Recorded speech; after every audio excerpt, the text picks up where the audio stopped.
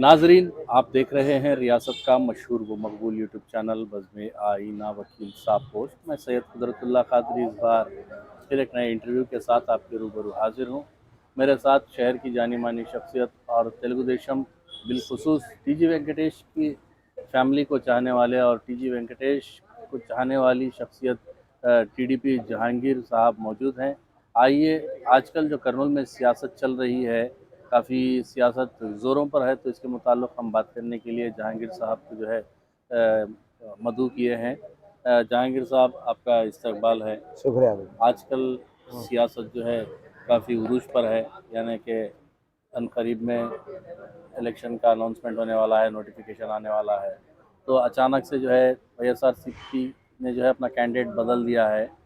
हफीज़ खान को हटाकर इम्तियाज़ साहब को जो है फील्ड में लाया जा रहा है। तो कैंडिडेट को चेंज करने से क्या तेलुगु देशम की हार होगी या जीत में मज़ीद इजाफा होगा?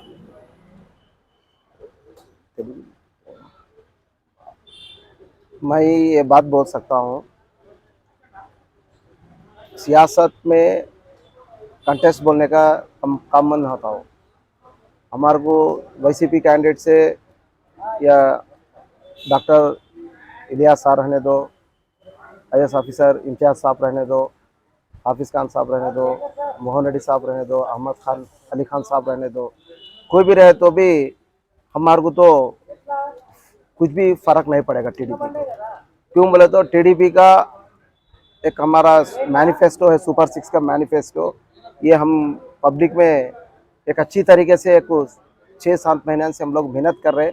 वो मेहनत करने से पब्लिक में एक अच्छा रिस्पांस आ रहा है कि टीडीपी को और जनसेना का जो अलायंस में एक अच्छा पॉजिटिव रिस्पांस आ रहा है। अब रही बात तो कैंडिडेट, तो उनका इंटरनल प्रॉब्लम है, वाईसीपी का इंटरनल प्रॉब्लम है। वो उनको कैंडिडेट्स को वो किसको भी रख सकते हैं, किसको भी एक सेकंड में बदला का इंटरनल मैटर है। वो हमको वो इंटरनल मैटर से हमारे का भी उसके ऊपर कंसंट्रेशन करने की ज़रूरत नहीं। हमारा का टास्क रहेगा, हम हमारे टीजी भरत साहब को हम कैसा विन करा लेना और पब्लिक को हमें कैसा अच्छा सेवा करना है 5 साल में बोलने का, उसके ऊपर हमें कंसंट्रेशन करके इलेक्शंस में जा रहे हैं। लोगों में यह सवाल पैदा हो रहा है कि नारा हमारा टीजी भरत हमारा जो प्रोग्राम पिछले 1-2 महीने से ओल्ड टाउन में चलाया जा रहा है, उसमें टीजी भरत साहब पर्सनली जो है इन्वॉल्व नहीं हो रही। लोग ये भी कह रहे हैं कि माइनॉरिटी से कोई ख़ास दिलचस्पी टीजी भरत को नहीं है बनिस्बत वाईसीपी के, बोलने की बात आगे बढ़ रही है। तो इस पर आप क्या कहेंगे? ये पूरा 100% गलत बात है ये।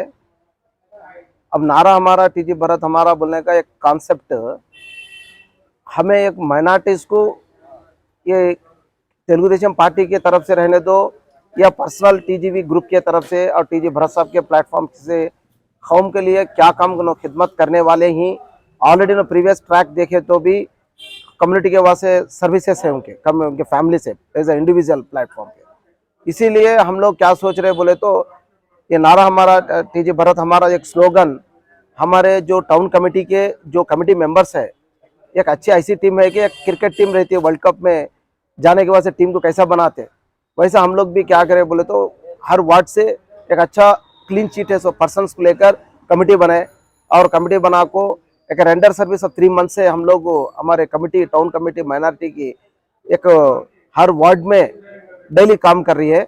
और रही बात रिस्पांस भी कम्युनिटी में एक अच्छा डोर टू डोर जाकर सुपर 6 के काम का मैनिफेस्टो के बारे में अलॉन्ग विथ टीजी भरत साहब का जो सर्विसेज करे हैं उन्होंने वो भी हम लोग पब्लिक में लेके जा रहे हैं कम्युनिटी में। लेकिन फिर भी जो है अवाम आपकी तायद नहीं कर रही, टीडीपी की सपोर्ट नहीं कर रही, क्योंकि जो है टीडीपी माइनॉरिटीज़ की सपोर्ट नहीं कर रही बोलने का एक टाक चल रहा। थोड़ा वो मेरे को भी as a community is rights very important for me. Party जो सीट्स कंफर्मेशन करी उसमें हमारा कम्युनिटी के वास्ते एक ही सीट अनाउंस हुआ, ये बहुत पेनफुल है मेरे लिए, मेरा पर्सनल ओपिनियन है। मैं नारा चंद्रबाबू नायडू साहब से और पवन कल्याण साहब से और लोकेश साहब से मैं अपील कर रहा हूँ पर्सनली, और थोड़े एक 4-5 सीट्स मुस्लिम कम्युनिटी के वास्ते वो दिए तो हमारी कम्युनिटी का डेवलपमेंट होता बोलने का एक कॉन्सेप्ट है वो। अब फॉर एग्जांपल एससी कम्युनिटी को कॉन्स्टिट्यूंसी की तरफ से कॉन्स्टिट्यूंसी से उनको जो राइट मिला है कॉन्स्टिट्यूंसी उसमें उनको एससी कॉन्स्टिट्यूंसी रिजर्व करके, वैसा ही मुस्लिम कम्युनिटी को भी वैसा रिजर्व करे तो कॉन्स्टिट्यूंसीज अगर जब बने गए तो जब हमारी कम्युनिटी एक अच्छा डेवलपमेंट में आ जा सकती है। ठीक है, ये भरत और इम्तियाज सार की जो फाइट है हम्म, वो किस तरीके से रहेंगी? इम्तियाज सर जो है एक IAS ऑफिसर रहे, उन्होंने कल ही जो है अपना रेजिग्नेशन दिया है। वो एक क्लीन ऑफिसर हैं, उनका एक काफ़ी अच्छा इमेज है, कर्नूल में काफ़ी मकबूलियत है। तो इसका इफ़ेक्ट जो है यकीनन TG भरत पर पड़ेगा, इस तरीके का जो है अवाम का मानना है।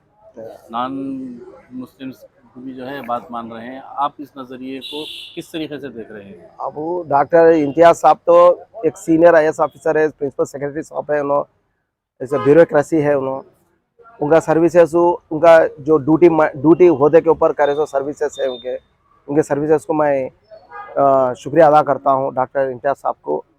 और एक रही बात, अब तुम्हें एक सवाल करे कि कंटेस्ट कैसा रहेगा, मैं पूछा तो एक फैमिली कंटेस्ट रहेगा, एक फैमिली कंटेस्ट। क्यों बोले तो हमारे मरहूम डॉक्टर इस्माइल साहब एक ऐसे बड़ी शख्स हस्ती है, उनके दामाद है इन्हों। और रही बात हमारे डॉक्टर इस्माइल साहब से और TG फैमिली से, एक ऐसा राम रहीम का जिसका रिलेशन है उनका, वो तो बॉन्डिंग रहने से मैं ये समझ रहा हूँ कि ये कंटेस्ट एक फ्रेंडली मैच के जैसा ही रहेगा अपनो, ये गज के जैसा बोलने का वो मैनर में नहीं जाएगा इलेक्शन, मैं उम्मीद रखता हूँ। तो आपका व्यू क्या है कि TG भरत जो है इम्तियाज सर पर भारी पड़ेंगे, या इम्तियाज सर जो है TG भरत पर भारी पड़ेंगे? अब देखो, पब्लिक बहुत इंटेलिजेंट है।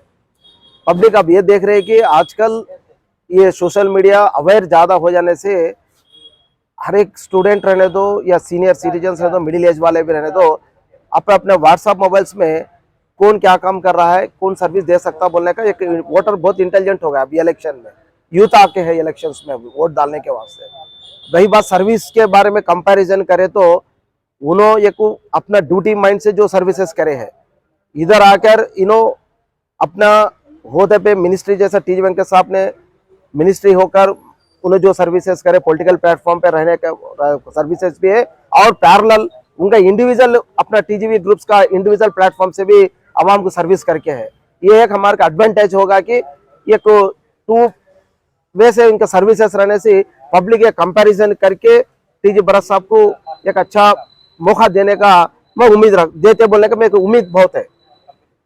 अगर बात की जाए तो एक जानिब TG भरत है, तो दूसरी जानिब 3-4 लीडर जो है YCP की तायद में खड़े हुए हैं, जो बड़े बड़े, एक हफीज़ खान है जो सिटिंग MLA है, अब एक इम्तियाज साहब हैं, दूसरा SV मोहन रेड्डी है, और दूसरे बहुत सारे ऐसे लीडर्स हैं जो YCP की तायद में हैं। अब यहाँ पर एक ही कैंडिडेट रह गया TG भरत, तो इस लिहाज से आप क्या कहेंगे?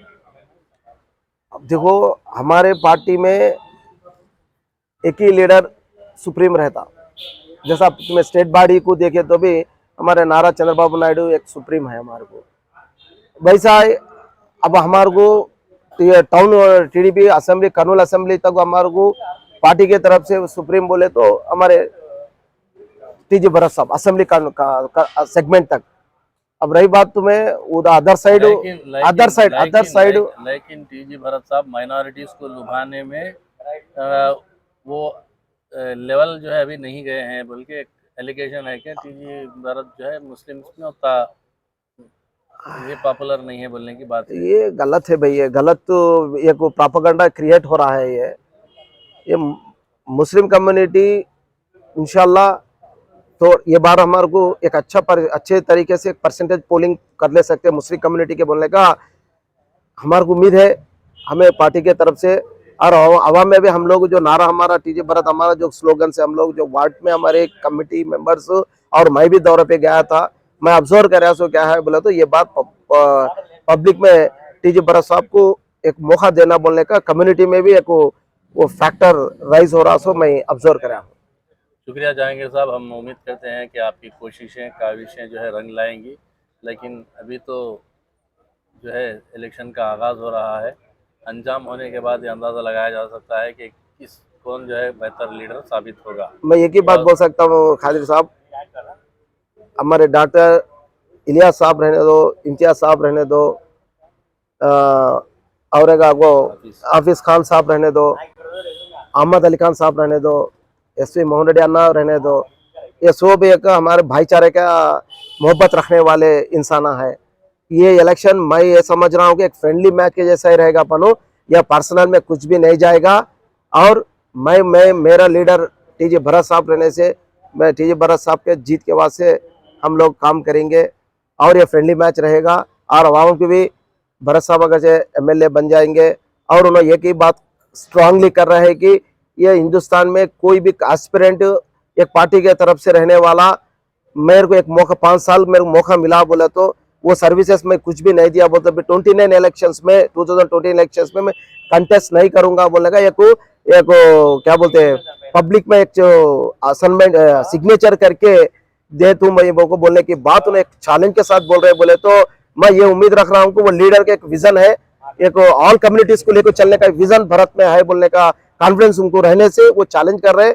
हमारे को वही पॉजिटिव रहेगा कि अगर जो टीजी भरत साहब एमएलए होने के बाद अगर जो सर्विस नहीं करे, वो सर्विसेज नहीं दिए ऑल कम्युनिटीज में और पब्लिक को सर्विस नहीं दिया, वो दोनों कंटेस्ट नहीं कर तुम बोलने की बात है हमारे के लिए एक बहुत बड़ा असेट वर्ड है। वो इंशाल्लाह पब्लिक भी हमको एक मौका देती है भरत साहब को बोलने का मैं उम्मीद रखता हूँ।